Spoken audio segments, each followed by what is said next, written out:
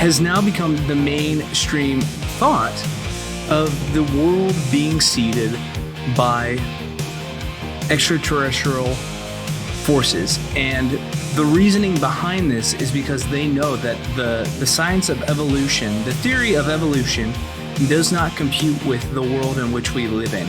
That there is a missing link, and to justify that missing link of how apes became humans is that they have to insert the idea that there was extraterrestrial tinkering with humans' DNA and the course of life as we know it. And so panspermia is the idea that these aliens, they came and they seeded the planet, and then at one point they took a random primate and made it humanity as we know it today.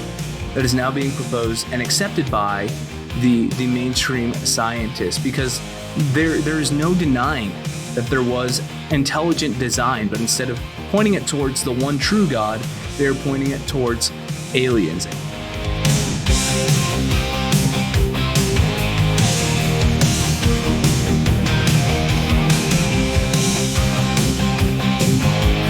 Prevent us from learning the truth. From secret societies and their evil schemes to Lord of the Rings and supernatural things, it's always pointing back to what the Bible says is true. You're tuning in to Manna Monsters.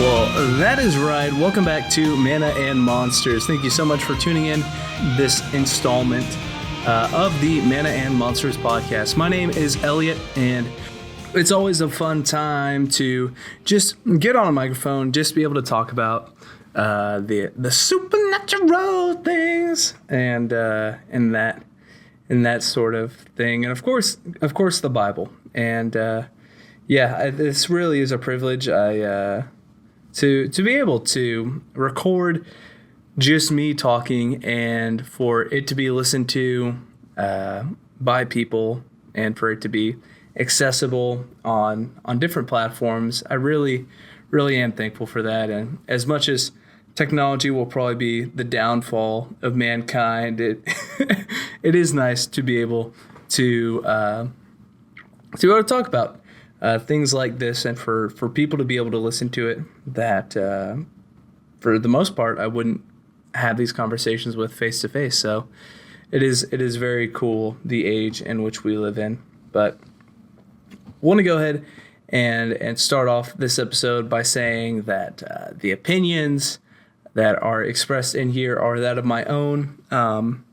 You don't have to agree with it. I think a lot of it can be conjecture, but there are a few things that I am going to hold pretty close-handed and just can't really look at through the lens of Scripture and be able to justify it. Because today's episode, we are talking about aliens. That's right, the little green men, the little big-headed, almond-eyed guys. Gonna be talking about aliens, and so I'm sure there was a sound effect that I put over the top of that. If not, I'll have to fire my editor, but that is also me, so won't really work out too well. I think I'll keep them around. Yeah, the alien phenomenon, and I would like to state that this is not just something that I did a quick Google search on and was like, oh yeah, I have formulated my own opinion on this. This is something that I've kind of entrenched my life with for years. It has been something that has been a kind of interest of mine to study and to read up on, because the reality is that as a Christian, people will ask questions about extraterrestrial beings, and if we are in such a vast universe, is there other life out there? And if so, what are they like? What does salvation look like for them? There's a lot of questions that do arise, and I find the answers most of the time are kind of lacking and really, really not based on anything scriptural, and don't really have grounding to stand on. And so, just a little bit of background about me when it comes to this subject. If you listen to the first episode of this podcast, I shared my testimony, and a lot of my testimony is entrenched in the supernatural, and it included encounters with little green men and aliens as such. But the thing that I find with it when revisiting those stories and looking back and just remembering the actual occurrences, the feeling of dread is so very real. There are a lot of kind of movies that portray aliens as these kind of benevolent beings that want to save us from ourselves and that sort of thing. And from what I've studied when it comes to people that have had encounters with these things, it is most of the time malevolent. Malevolent being, they have bad intentions. There is not anything good about them. They don't know something more than we do, and they have the best intentions. They know something more than we do, and they are not well intentioned. I know it's only one thing to be able to say, oh, I've had these experiences, because, we kind of start getting into Gnosticism if we go based off of, well, I have this secret knowledge, so I can speak to it. But I do think there is the certain level of, once you have your hands on something, then you can really speak to it. You can speak to the tangibility of it. And having been abducted, having had the whole 9 yards when it comes to this phenomena, I can definitely speak to the narrative that is going to start kind of coming around, that has already started coming around about the alien phenomenon. And so I think that is important, because people that would talk about these things 20 years ago, heck, even 10 years ago, were kind of ridiculed. People would kind of look at them sideways and that sort of thing. But the reality is that the frequency in which people, not just isolated but in large groups, are experiencing these things, and the media coverage that it is getting is not some kind of spin that is being put on to perpetuate the idea that the aliens are real, because these beings in and of themselves, they are extraterrestrial. They are not from Earth, but I don't believe that means they come from outer space at all. The encounters that I have had have led me to believe that they are demonic in nature, and based on some studying that I have done as well, from other testimonials, as well as just the research that has been released, whether it be in declassified documents and that sort of thing. The actual things that we are seeing are not outer space alien in nature, but are instead demonic.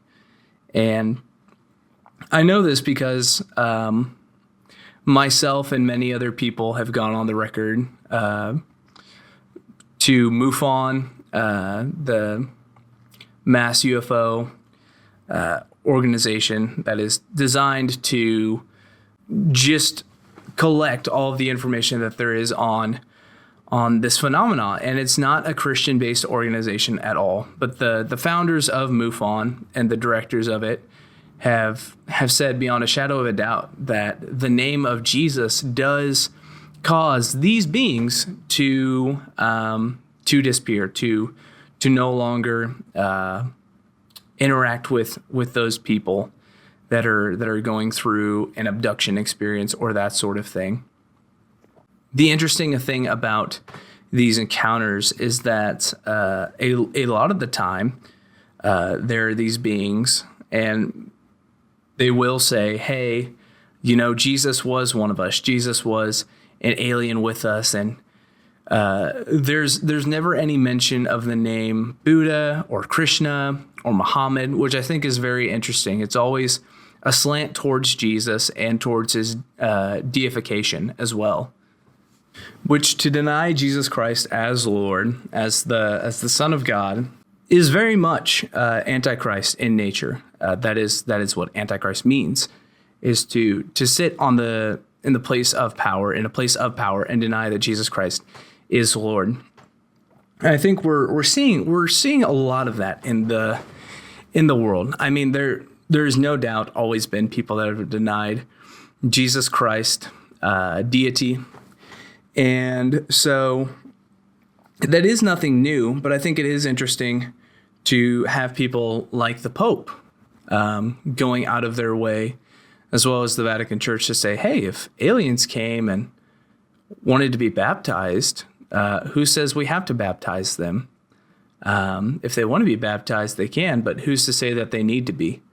Which I think is very interesting, is kind of telling, I think, also in terms of remark and where the Vatican stands on this issue.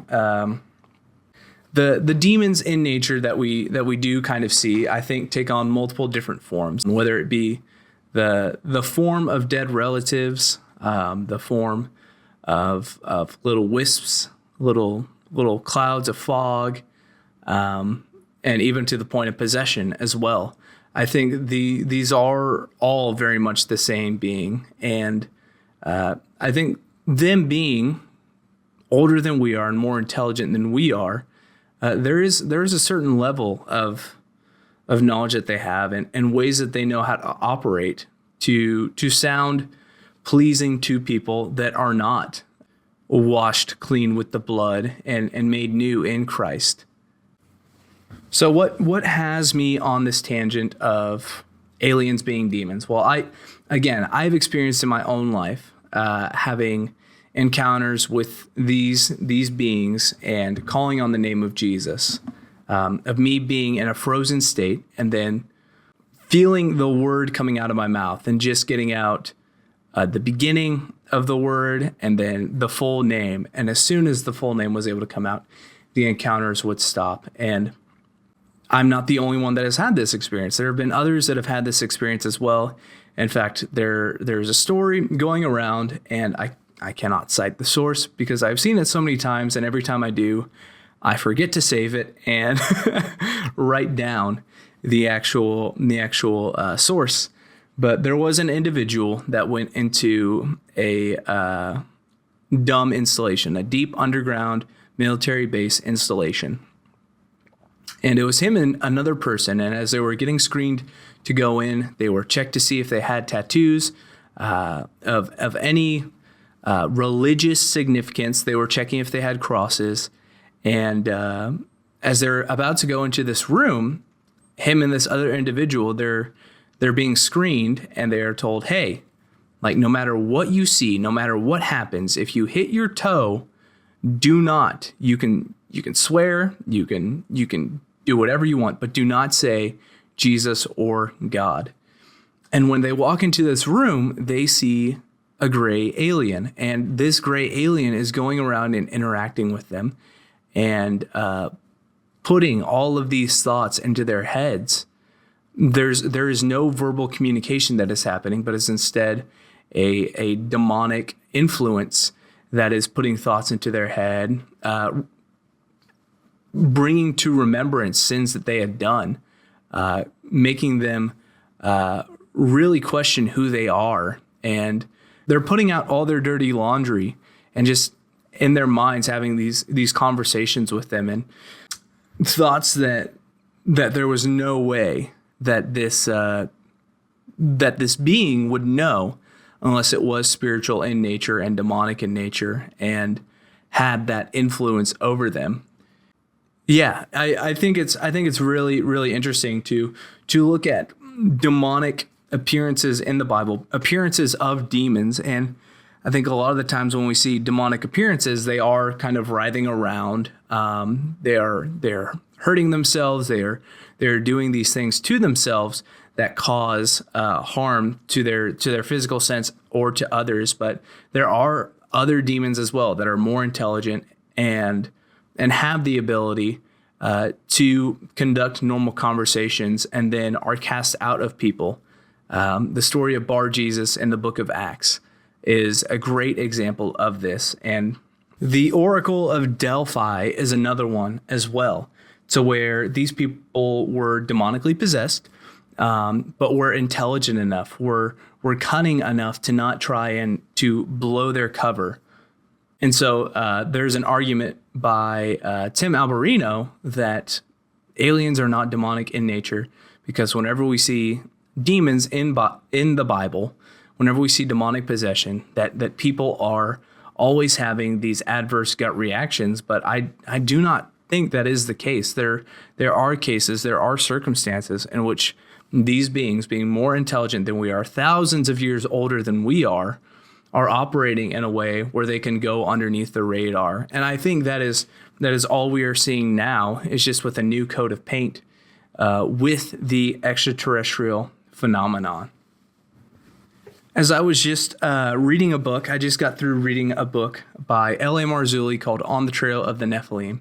And this book opens with the most concise, just extensive recording of all of these old articles that record giant bones being dug up underneath Indian burial grounds and all across the United States.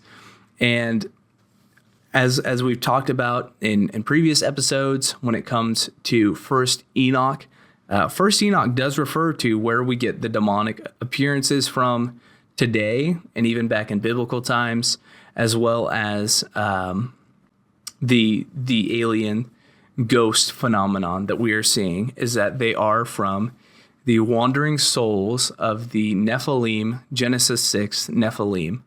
And there is a record of these beings existing and walking around the earth, and it's not poetry. And there are buried remains that are being dug up and confiscated and purposely hidden from the public. And so what would be the purpose behind hiding this narrative? And it is to desolidify and to discredit the Bible and the truth that history is accurate in the Bible. And that has always been the devil's main go-to, is to question, did God really say? And so we have to take that into consideration when we're approaching any of these subjects that seem outside of the scope of what the Bible has to talk about, because it's more accurate that there is more to say about it than not.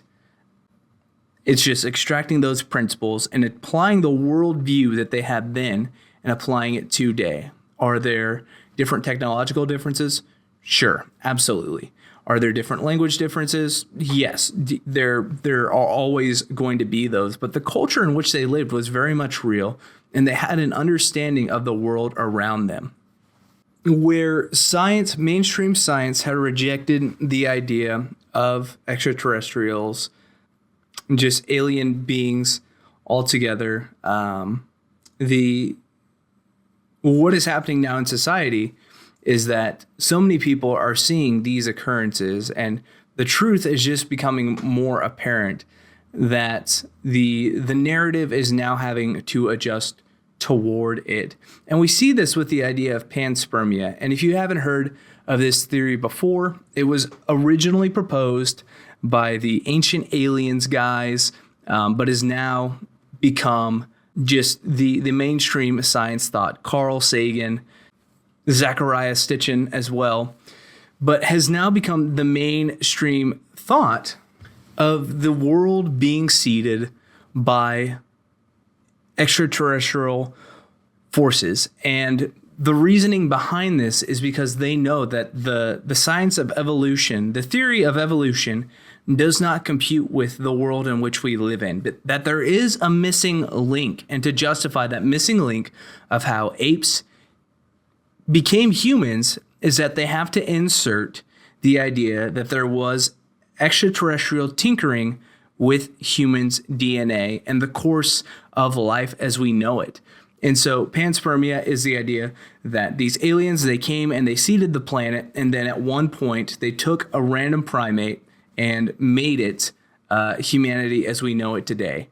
And this is the upcoming idea that is now being proposed and accepted by the mainstream scientists, because there is no denying that there was intelligent design, but instead of pointing it towards the one true God, they're pointing it towards aliens. And this is what we are seeing more on the rise, is that people like Neil deGrasse Tyson, who went out of his way to constantly deny that there was intelligent design, is now flabbergasted whenever he is looking at everything to the scope and the magnitude that everything is made out to the most minute detail, that there was tinkering of some kind, that there was something that designed it, but instead points towards alien interference with natural evolution, if you will. Because here's the reality, is that science is becoming its own religion. And this is the religion that is being propped up and set up for what is coming very soon. Because you can't have a group of intellectuals that deny that there is no outside forces that are at work. Because a fool says in their heart that there is no God. It is foolish to even come up with the construct that there is not a God.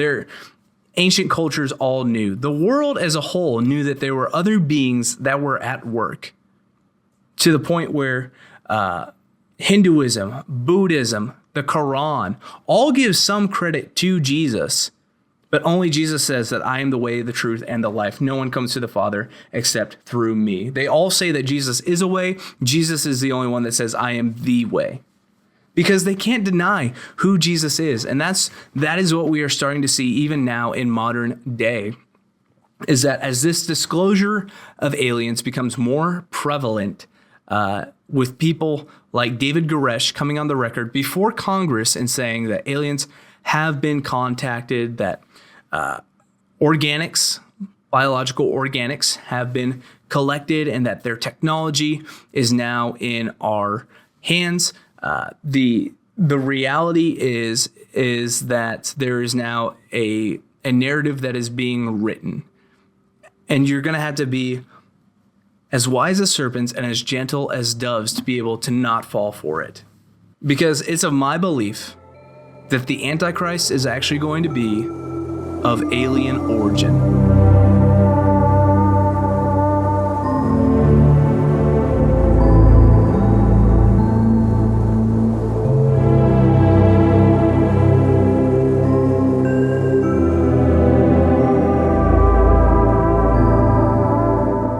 In 1929, Admiral Byrd conducted Project High Jump.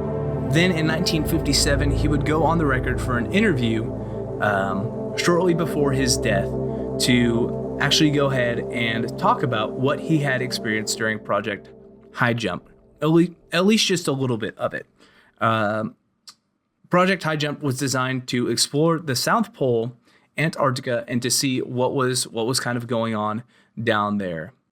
Germany was making some moves. There were things happening during that time in which Germany was having a large group in the South Pole, and the United Forces wanted to band together and see what was going on down there. And so, as an intel mission, Admiral Byrd went down with a crew and recorded what he saw in a journal released not long after his death, of his captain's log, basically laying out everything that he had saw and experienced, including battles with UFOs, a whole hidden race of blonde-haired, blue-eyed, tall people that identified themselves as aliens and were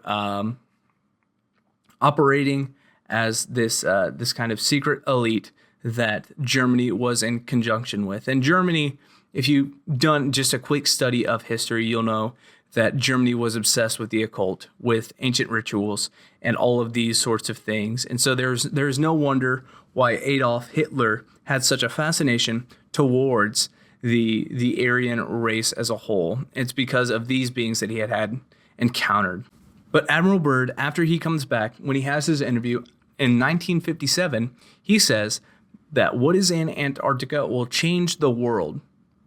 That what is there is something the likes of which the world has never seen before, and will just open up so much market for where the world is heading. Because he records a very lush forest at the center of Antarctica, that as he went into this hole, there was this lush, forested, just beautiful area in which these beings were residing and living in.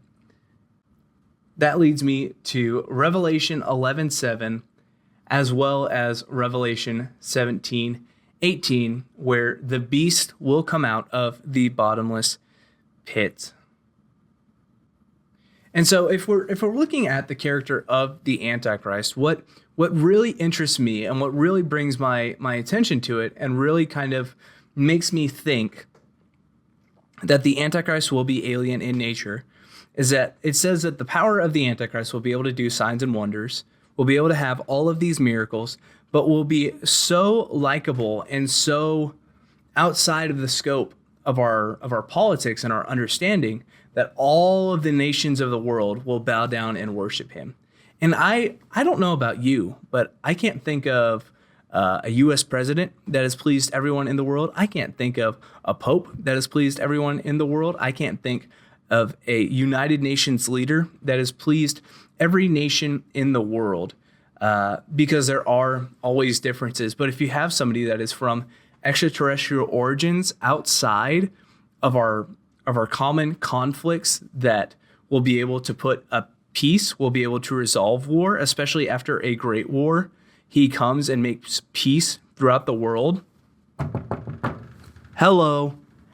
It is the perfect setup for the Antichrist to be able to make his way onto the scene and to be able to sit in the temple of God, calling himself to be like God. And he'll be able to do the miracles. He'll be able to have the signs and the wonders. And so that's why at the beginning I was talking about why it's so interesting that in these abduction cases that they always go out of their way to slander the deity of Christ. And this is exactly why.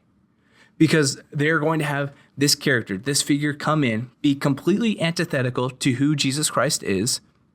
And so out of all the nations of the world, just thinking off the top of my head, if a certain, say a trumpeter wins the election in the year 2024, wouldn't it make sense that the one nation that makes war with the beast would be the nation of Babylon? And with movies like Independence Day, it is no surprise that if any nation were to be opposed to an alien threat, it would be the United States. And that's why we're seeing this rise of New Age Christianity, this blending of Eastern mysticism mixing with Christianity, is because Eastern mysticism practices astral projecting, or remote viewing, as the secret government projects would like to call it, because of these occurrences, these things that happen. These people that are these gurus that practice astral projecting have also claimed to have encounters with extraterrestrials. And that's why it's making such a big wave in Christianity right now, is because of this very reason. We are also seeing a rise of syncretism, of the Muslims saying once they come for the Saturday people, they'll come for the Sunday people. It's this blending together of Christianity and Islam, which could not be more different, because it's all leading towards a one world religion united behind an alien and outside of this world figure to take the scene. Now, could this theory be easily disproved if you could go to the center of the South Pole and prove that what Admiral Byrd recorded and saw was falsified? Sure, yeah, absolutely. The problem is that you cannot get within 3 miles of the Antarctic border without clearance because of the Antarctic Accords. Yeah, look into those. That'll also keep you up at night. That you can't explore one of the 7 continents of the world. But you'll even start noticing, once you start having an eye for it, then you'll start noticing just the amount of ampage that has been increased of the amount of alien quote-unquote propaganda that is being perpetuated right now. This year, Lego is doing a whole thing, and I've heard nobody else talk about this, but I love Lego, and I've noticed it, and so I want to bring it up. But Lego is going all out on space, and to the point where they're putting aliens and Lego City themes to where aliens weren't in Lego City because it was just city life, but now aliens have been incorporated into that, as well as a bunch of their other different types of sets that they have out of nowhere. There's just been a huge uptick. And so it's getting people comfortable with the idea of outside forces, extraterrestrial beings coming to the Earth and being friendly and wanting the best intentions for humanity and wanting to help further the human race because they did it before. Won't they do it again? But the lie is that those beings are actually the same ones that God had to wipe out the earth because of. There is a difference. There is a substantial difference between what is the egg-headed, almond-eyed, gray aliens and the other ones that I described that were Aryan in appearance. And the difference being is that the little grays, those are demons. Those are demonic. The big blonde guys are actually the angels that fell, the watchers that fell, the angels that fell after that is Genesis 6 event. Because it's very important to note that in Genesis 6 that there were giants in those days and afterwards as well. And so the knowledge somehow of giants being produced was passed down past the flood. And the only instance that I could think of would be because of an alien incursion, a second extraterrestrial incursion of those angels. Because we know that the angels in Genesis 6 are now locked in Tartarus. But what about the other angels that had incursions across humanity? We saw that in the story of Sodom and Gomorrah, that when the angel of the Lord and a couple of other angels had came down and walked around with Abraham and Lot, that as they were walking around with Lot, that the people of Sodom and Gomorrah, their attention turned solely towards them, and that they were so attracted to them to the point that it made them homosexual, and that there was this lust, this desire that came over them because they were so beautiful. They were so different than what they had seen, which is also interesting that ideology is also on the rise at this time as well. Again, there is nothing new underneath the sun, but it is interesting to note the common threads that are kind of running through society right now, and the amping up, the ramping up that we are getting ready for with this end times deception, because we are very close, and now more than ever do we need to be on guard against deceptions like this one, because Jesus Christ is the only way to salvation.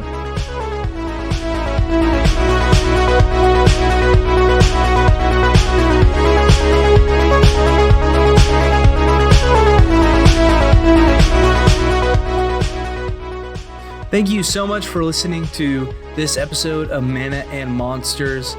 If you did like it, go ahead and give it a 5-star review. Make sure to follow, because we will be delving into subjects like these in the near future. And if there is enough of a response, I would love to delve deeper into this subject, because it is a really close and important one to me. is, of course, the end times, but also just the alien phenomena and a lot of the confusion that is happening around it right now, and the lack of biblical literacy when it comes to a lot of teachers and even churches as well when it comes to this subject. So thank you so much for listening, and I hope to see you in the next episode.